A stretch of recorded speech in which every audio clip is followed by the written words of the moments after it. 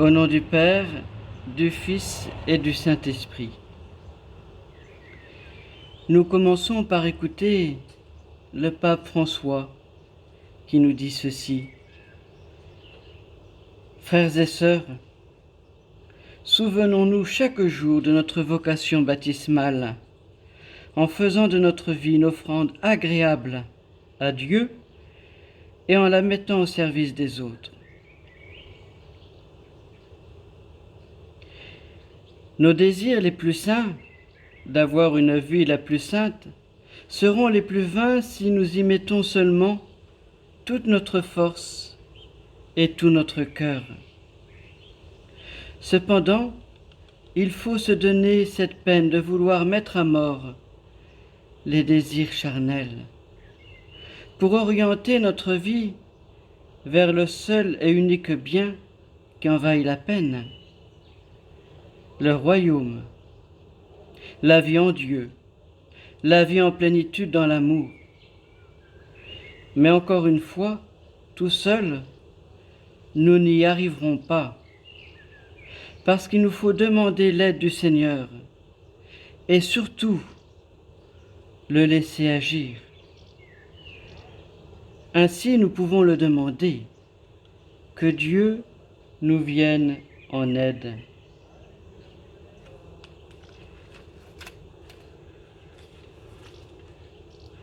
À toi, Dieu, la louange des peuples, la louange des peuples unanimes.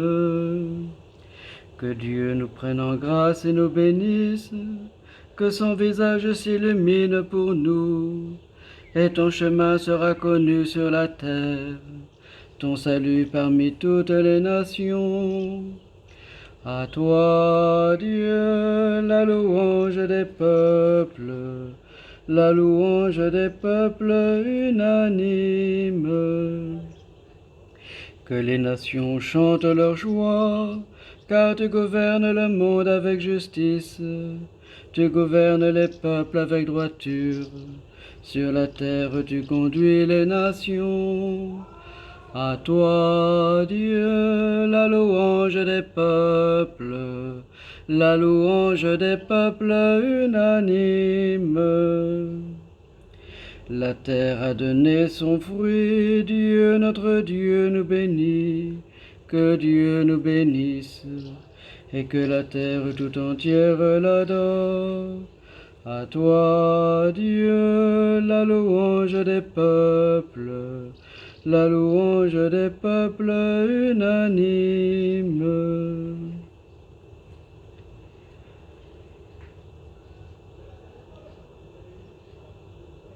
Nous écoutons cette méditation de saint Anselme.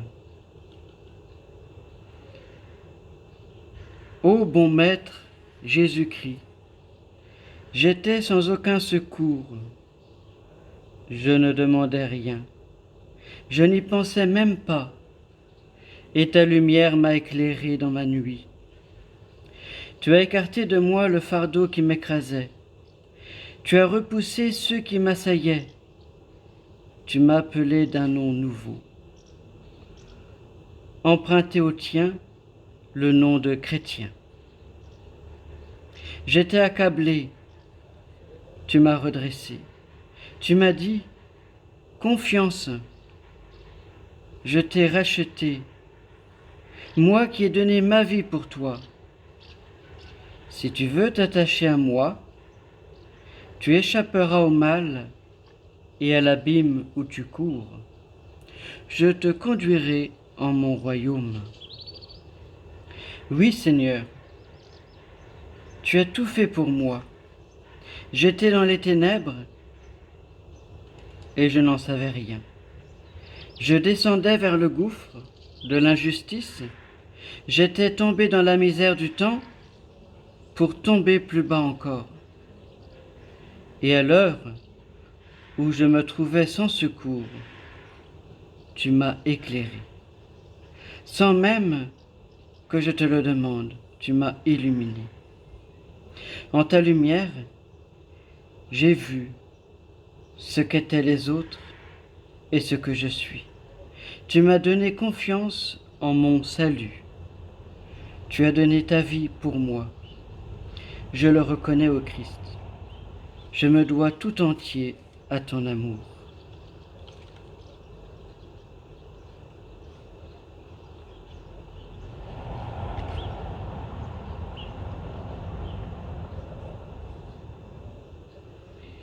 Et pour terminer, nous écoutons cet évangile de la messe du jour. Et j'allais dire, il n'y aura plus qu'à emboîter le pas pour suivre le Christ lui-même. De l'évangile selon saint Jean. En ce temps-là, Jésus s'écria, « Celui qui croit en moi, ce n'est pas en moi qu'il croit, mais en celui qui m'a envoyé. Et celui qui me voit, voit celui qui m'a envoyé. Moi qui suis la lumière, je suis venu dans le monde pour que celui qui croit en moi ne demeure pas dans les ténèbres. Si quelqu'un entend mes paroles et n'y reste pas fidèle, moi je ne le juge pas, car je ne suis pas venu pour juger le monde, mais le sauver. Celui qui me rejette et n'accueille pas mes paroles aura pour le juger la parole que j'ai prononcée. C'est elle qui le jugera au dernier jour. Car ce n'est pas de ma propre initiative que j'ai parlé.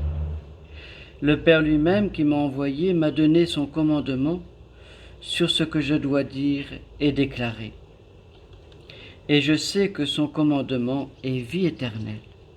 Donc, ce que je le déclare comme le Père me l'a dit.